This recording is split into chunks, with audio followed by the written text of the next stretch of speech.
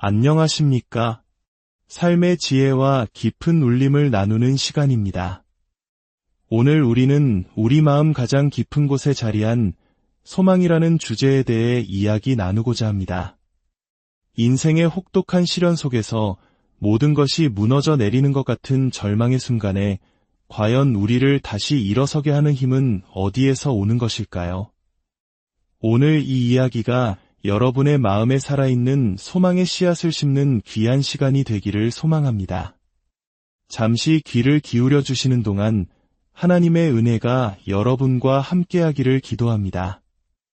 이 소망의 메시지가 더 많은 이들에게 전달될 수 있도록 잠시 시간을 내어 구독과 좋아요를 눌러주신다면 그 선한 마음이 분명 더 큰 축복으로 돌아올 것입니다. 우리는 지금부터 6주에 걸쳐 거듭남이란 무엇을 의미하는지에 대한 여정을 떠나려 합니다.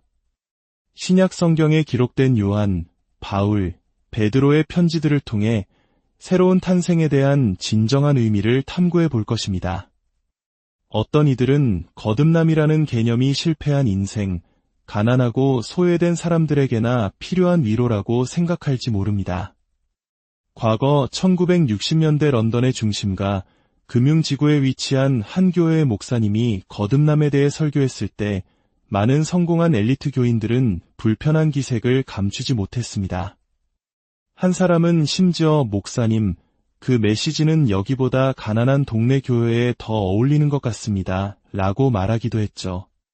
이처럼 스스로 교육받았고 교양 있으며 성공했다고 여기는 사람들은 종종 거듭남이 자신과는 상관없는 특정 부류의 사람들을 위한 것이라 생각하는 경향이 있습니다.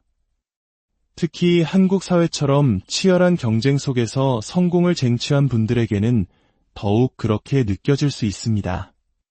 나는 내 힘으로 모든 것을 이루었는데 왜 다시 태어나야 하는가? 라는 질문을 던질 수 있죠. 하지만 성경은 다르게 말합니다.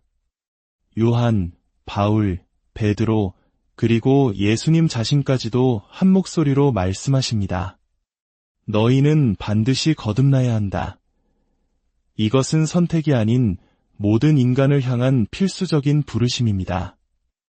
오늘 우리가 함께 살펴볼 베드로전서의 말씀은 거듭남을 아주 특별한 관점에서 조명합니다.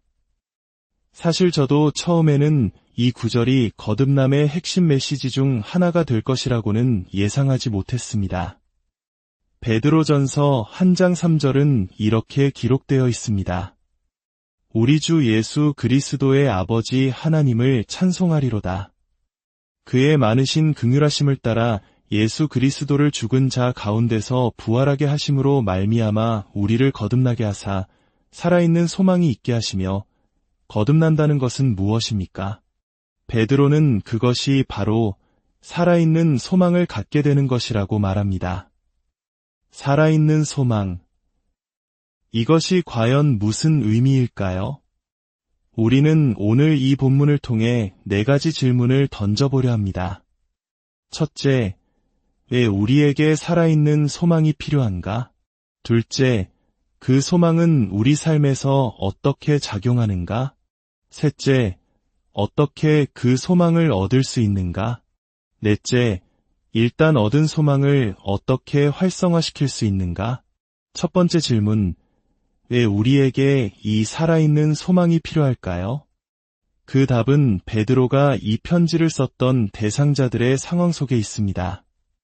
6절을 보면 그들은 여러 가지 시험으로 말미암아 잠깐 근심하게 되지 않을 수 없었으나 라고 말합니다. 그들은 믿음 때문에 박해를 받고 집을 약탈당하고 심지어 목숨을 잃는 끔찍한 고난을 겪고 있었습니다.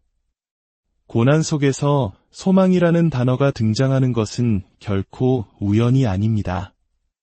인생이라는 여정을 통과하려면 반드시 고난을 통과하는 법을 알아야 하고 고난을 통과하기 위해서는 반드시 살아있는 소망이 필요하기 때문입니다. 이 진리는 제2차 세계대전 당시 아우슈비츠와 같은 죽음의 수용소에서 살아남은 유대인 정신과 의사 빅터 프랭클의 기록을 통해 더욱 생생하게 다가옵니다. 그는 의사이자 상담가로서 극한의 고통 속에서 사람들이 어떻게 반응하는지를 면밀히 관찰했습니다. 그가 발견한 바에 따르면 사람들은 크게 4가지 방식으로 반응했습니다. 첫 번째 부류는 잔인해졌습니다. 아무리 선했던 사람이라도 살아남기 위해 다른 수감자들을 짓밟고 비정하게 변해갔습니다. 인간성의 가장 어두운 면이 드러난 것이죠. 두 번째 부류는 모든 것을 포기했습니다. 프랭클은 이렇게 기록했습니다. 수감자들은 모든 희망을 잃었고 희망과 함께 영적인 지지대마저 잃어버렸다. 어느 날 아침 그들은 갑자기 옷 입기를 거부하고 씻기를 거부하고 점호에 나가기를 거부했다. 어떤 회유나 위협도 소용없었다. 그들은 그저 누워있을 뿐이었다. 소망이 없었기에 더 이상 아무것도 그들을 괴롭힐 수 없었다. 그는 한 작곡가가 전쟁이 3월 30일에 끝날 것이라는 꿈을 꾼 후 그날이 다가옴에도 전쟁이 끝나지 않자 희망을 잃고 바로 다음 날 사망한 극적인 사례를 들려주었습니다. 희망의 상실이 육체의 면역력까지 앗아간 것입니다. 세 번째 부류는 이곳만 벗어나면 내 모든 희망을 되찾을 수 있을 거야라는 생각으로 버텼습니다. 그들은 수용소에서 잃어버린 건강, 가족, 직업적 성취, 재산, 사회적 지위를 되찾는 것을 유일한 희망으로 삼았습니다. 하지만 프랭클은 이렇게 말합니다. 해방 후 꿈에 그리던 날이 마침내 왔을 때 많은 이들은 그 현실이 자신들이 갈망하던 것과 너무나 다르다는 것을 발견했다. 많은 사람들이 해방 이후 평생 깊은 우울증에 시달리거나 심지어 스스로 목숨을 끊었다. 그들이 붙잡았던 희망은 고난을 견디게는 해주었지만 진정한 삶의 의미를 주지는 못했던 것입니다. 그리고 네 번째 부류가 있었습니다. 아주 소수였지만 그들은 내면의 완전한 자유를 지키며 외적인 운명을 초월하는 내적인 힘을 얻었습니다. 친절함을 잃지 않고 어떤 상황에서도 인간의 존엄을 지켜냈습니다. 무엇이 이 차이를 만들었을까요? 프랭클은 그 해답을 이렇게 제시합니다. 수용소에서의 삶은 인간의 영혼을 갈기갈기 찢어 그 깊은 심연과 기초를 드러낸다. 그리고 그 기초는 바로 이것이었습니다. 그는 절망에 빠진 동료들에게 이렇게 말해주곤 했습니다. 우리의 삶은 고통과 죽음조차도 파괴할 수 없는 소망과 의미를 가질 때에만 비로소 의미가 있어. 기억하시오. 하늘에서 누군가, 친구든, 아내든, 혹은 신이든 당신을 지켜보고 있어. 우리는 그들을 실망시켜서는 안 돼요. 프랭클이 발견한 것은 베드로가 말하고자 하는 바와 정확히 일치합니다. 우리 인격의 진정한 기초는 우리가 무엇을 위해 사는가, 즉 우리의 소망에 달려있다는 것입니다. 당신의 궁극적인 소망이 무엇인지가 당신이 현재를 어떻게 살아갈지를 결정합니다. 만약 우리의 궁극적인 소망이 건강, 가족, 직업적 성공, 재산, 사회적 지위와 같은 유한한 것들이라면 어떻게 될까요?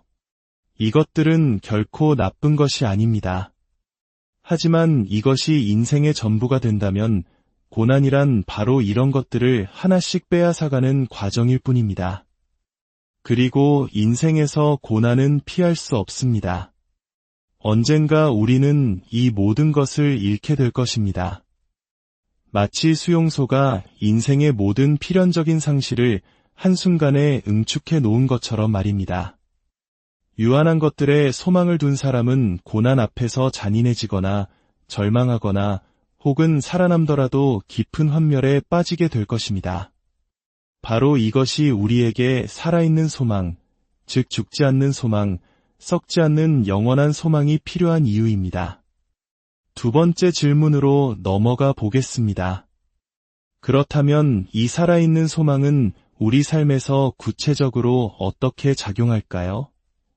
6절과 7절 말씀은 놀라운 기독교인의 삶의 모습을 보여줍니다. 그러므로 너희가 이제 여러 가지 시험으로 말미암아 잠깐 근심하게 되지 않을 수 없었으나 오히려 크게 기뻐하는도다. 여기에는 놀라운 역설이 있습니다. 크게 기뻐한다는 현재 시제와 근심하고 있다는 현재 시제가 동시에 사용됩니다. 베드로는 예전에는 기뻐했지만 지금은 슬프다거나 지금은 슬프지만 언젠가 기쁨이 올 것을 알기에 견딘다고 말하지 않습니다. 그는 지금 이 순간 깊은 고통과 번뇌 속에서 동시에 큰 기쁨을 누리고 있다고 말합니다. 이것은 세상 사람들의 관점에서는 불가능한 일입니다. 왜냐하면 세상 사람들에게 기쁨은 상황 그 자체이기 때문입니다. 건강하고 일이 잘 풀리고 관계가 좋을 때 기뻐합니다. 기쁨을 주는 상황들이 사라지면 기쁨도 함께 사라집니다. 그래서 상황에 상관없이 존재하는 기쁨이란 상상할 수 없는 것이죠. 하지만 놀랍게도 이는 평균적인 기독교인에게도 낯선 개념일 수 있습니다. 많은 기독교인들은 시련이 닥치면 슬퍼해서는 안 된다고 생각합니다. 욥이 모든 자녀와 재산을 잃었을 때 옷을 찢고 재를 뒤집었으며 통곡했던 것을 기억하십니까? 성경은 이 모든 일에 욥이 범죄하지 아니했다고 기록합니다. 예수님께서 겟세마네 동산에서 십자가를 앞두고 기도하실 때 마음이 심히 고민하여 죽게 되었다고 하시며 피땀을 흘리셨습니다. 슬픔과 고통을 있는 그대로 느끼는 것은 죄가 아닙니다. 거듭남은 바로 이 기쁨과 슬픔의 관계를 완전히 바꾸어 놓습니다. 살아있는 소망을 가진 사람에게 기쁨과 슬픔은 서로를 잡아먹는 관계가 아닙니다. 오히려 슬픔은 기쁨을 더욱 깊게 만듭니다. 7절의 비유처럼 불이 금을 연단하여 더 순수하고 빛나게 만들듯이 고난이라는 불은 우리의 믿음을 더욱 견고하게 하고 상황에 기반하지 않은 참된 기쁨, 즉 그리스도 안에 있는 기쁨을 더욱 선명하게 깨닫게 합니다. 마치 추운 겨울날 바깥 날씨가 추워질수록 보일러가 더 세게 돌아가 집안을 따뜻하게 유지하는 것과 같습니다. 고난의 추위가 닥쳐올 때 우리 안에 있는 살아있는 소망이 작동하여 기쁨의 온도를 더욱 높이는 것입니다. 또한 이 깊은 기쁨은 우리가 슬픔을 정면으로 마주할 수 있게 해줍니다. 대부분의 사람들은 고통을 마주했을 때 분노나 무관심으로 도피합니다. 사랑하는 사람에게 상처받았을 때 그 슬픔을 온전히 느끼기보다 나는 이제 아무도 믿지 않을 거야라며 마음의 문을 닫아버리거나 이솝우화의 여우처럼 손에 넣지 못한 포도를 향해 저 포도는 분명 실 거야라며 스스로를 기만합니다. 슬픔을 피하기 위해 마음을 굳게 만드는 것이죠. 하지만 우리 안에 흔들리지 않는 기쁨에 닿이 있다면 우리는 슬픔이라는 파도를 피하지 않고 온전히 겪어낼 수 있습니다. 그리고 그 슬픔은 우리를 더 냉소적이고 비뚤어진 사람으로 만드는 대신 더 지혜롭고 더 깊이 있으며 타인의 아픔에 공감할 수 있는 따뜻한 사람으로 만들어줍니다. 슬픔이 기쁨을 단련시키고 기쁨이 슬픔을 감당하게 하는 이 역동적인 관계. 이것이 바로 거듭난 자가 누리는 큰 삶, 풍성한 삶의 비밀입니다. 밤이 깊어질수록 별이 더욱 빛나듯 고난 속에서 더욱 빛나는 기쁨을 소유하는 삶입니다. 그렇다면 세 번째 질문, 이 놀라운 살아있는 소망은 도대체 무엇이며 어떻게 얻을 수 있을까요? 본문을 따라가며 그 실체를 찾아봅시다. 3절은 우리가 살아있는 소망으로 거듭났다고 말합니다. 4절은 그것을 썩지 않고 더럽지 않고 쇠하지 아니하는 유업이라고 설명합니다. 이 유업은 하늘에 간직된 것이며 절대적으로 안전하고 보장된 것입니다. 그 누구도 심지어 우리 자신조차도 그것을 빼앗을 수 없습니다. 5절은 이것이 마지막 때에 나타내기로 예비하신 구원이라고 말합니다. 그리고 마침내 7절에서 그 실체가 드러납니다.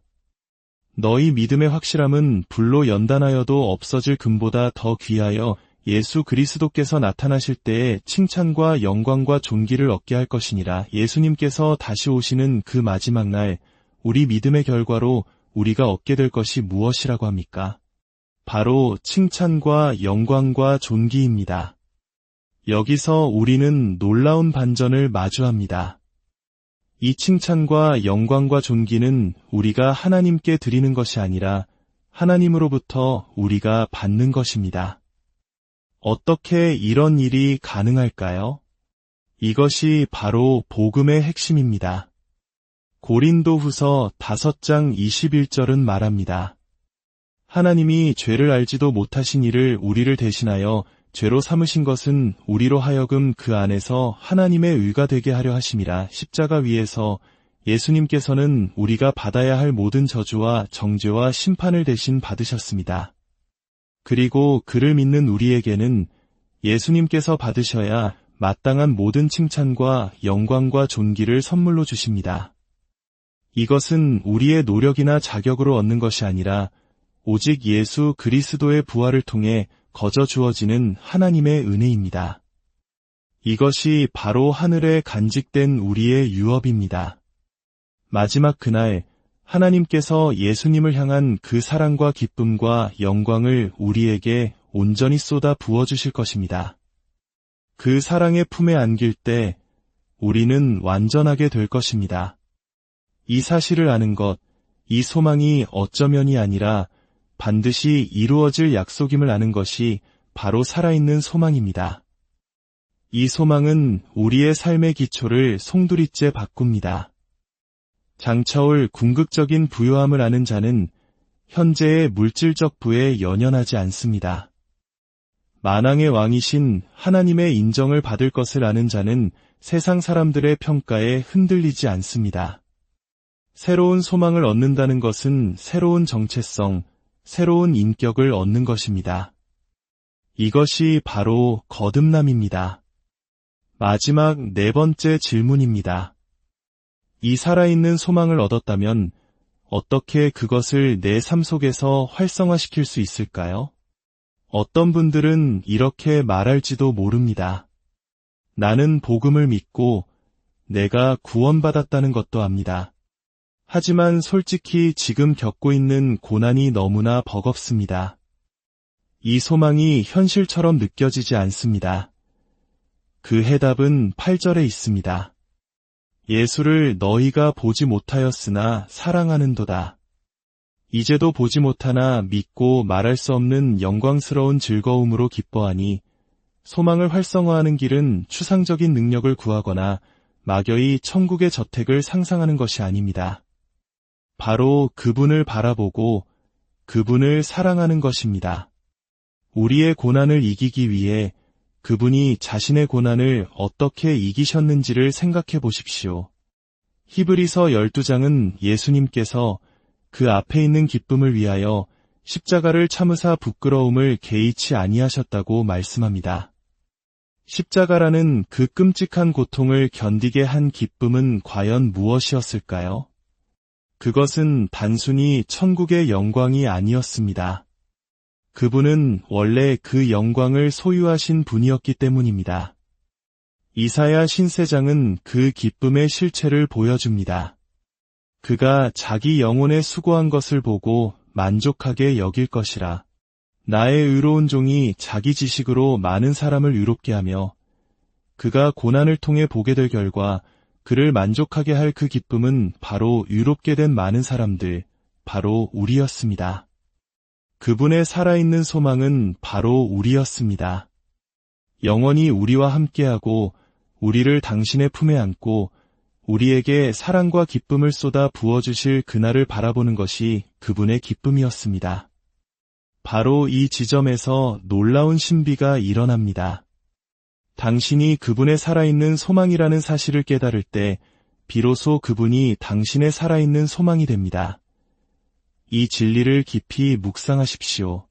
추상적인 교리가 아니라 인격적인 그분을 바라보며 나를 위해 모든 것을 내어주신 그 사랑을 성령의 도우심으로 느낄 때 우리의 굳은 마음은 녹아내리고 말로 다할 수 없는 영광스러운 기쁨이 샘솟게 됩니다. 살아있는 소망은 천국의 황금길이 아니라 우리의 목자, 우리의 신랑, 우리의 왕이신 그분 자신입니다. 우리가 세상에서 그토록 갈구하는 인정과 사랑과 부유함과 영광의 근원이 바로 그분의 마음에 있으며 마지막 날 그 모든 것이 우리에게 쏟아져 내릴 것입니다. 이 놀라운 소망은 어떤 특별한 영적 거인들만을 위한 것이 아닙니다. 베드로는 이 편지를 소아시아에 흩어져 있는 모든 평범한 그리스도인들에게 썼습니다. 그는 이 큰 삶, 슬픔 속에서도 기뻐하고 고난을 통해 정금같이 나아가는 이 삶이 모든 믿는 자에게 주어진 것임을 당연하게 여기고 있습니다. 이 소망은 바로 당신을 위한 것입니다. 함께 기도하겠습니다. 사랑의 하나님 아버지, 오늘 말씀을 통해 거듭난다는 것이 곧 죽지 않는 살아있는 소망을 품는 것임을 깨닫게 하시니 감사합니다. 세상의 유한한 것들에 두었던 헛된 소망들을 내려놓고 오직 예수 그리스도 안에서 하늘에 간직된 영원한 유업을 바라보게 하옵소서. 십자가에서 우리가 받아야 할 모든 저주를 대신 지시고 당신의 모든 의와 영광을 우리에게 선물로 주신 그 놀라운 사랑을 깊이 알게 하여 주시옵소서.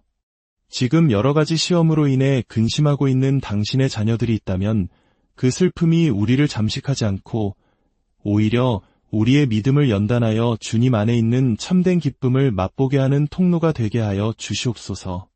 우리가 바로 주님의 살아있는 소망이었음을 기억하며 그 사랑 안에서 모든 것을 이길 힘을 얻게 하옵소서. 우리 각자의 삶이 살아있는 소망의 증거가 되게 하여 주시옵소서. 우리 주 예수 그리스도의 이름으로 기도합니다. 아멘. 이 메시지가 당신의 마음에 울림을 주었다면 이 소망이 필요한 다른 이들에게도 공유해 주십시오. 당신의 나눔을 통해 또 다른 영혼이 절망 속에서 빛을 발견하게 될 것입니다. 주님의 평안이 여러분